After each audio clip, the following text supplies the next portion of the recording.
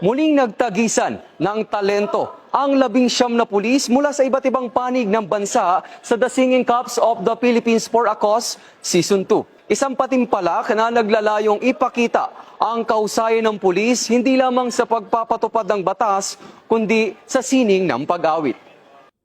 Ang mga kalahok na pawang mula sa iba't ibang police regional offices ay magsisilbing kinatawan ng kanilang mga rehiyon at magpapamalas ng dedikasyon hindi lamang sa kanilang tungkulin bilang tagapagpatupad ng batas kundi pati na rin sa pagtulong sa kapwa.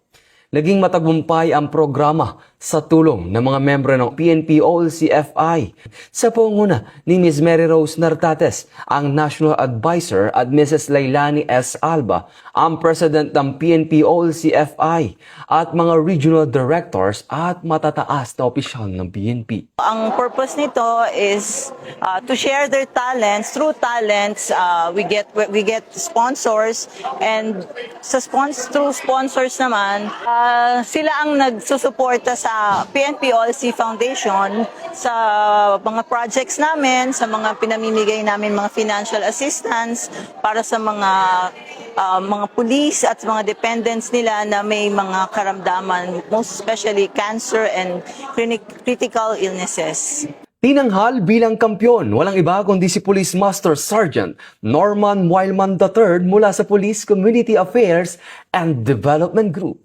Nasungkit naman ang first runner-up ni Police Corporal Ana Rose Datanagan mula sa Police Regional Office 11 at tinanghal na second runner-up si Police Master Sergeant Emeline Balagot mula sa Police Regional Office 13. Ang third runner-up naman ay mula sa Police Regional Office 6 na si Police Corporal Maria Sabrina Doronilla. Ang fourth runner-up naman ay si Police Master Sergeant Procopio Cote Pabillar ng NCRPO. At ang fifth runner-up ay si Patrolman Christian Samonte ng Police Regional Office CAR. Maraming salamat po sa lahat po ng sumuporta at nanood po ngayong gabi. Especially po sa aking pamilya, sa aking asawa, kay Lord na nagbigay po ng blessing na ito. Maraming salamat po. At sa PKG, buong PKG family po, sa ating director, kay Ma'am Guzman po, maraming salamat po.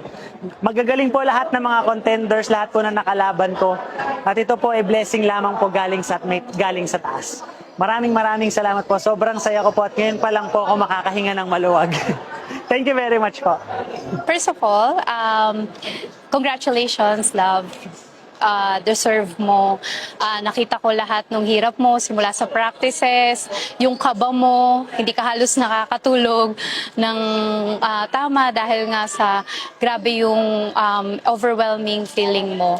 And I thank God for the God-given talent that He provides. And also, syempre, sa lahat ng mga sumusuporta sa'yo, sa lahat ng naniniwala, simula sa pamilya natin hanggang sa mga ka-work mo na lagi talagang naniniwala sa God-given talent mo. And para naman po sa upcoming na seasons ng Singing Cups, naniniwala po ako na this is a good opportunities, talent show, para mas mapakita pa po yung mga talentadong police officers po. And God bless po everyone, and we will continue to support.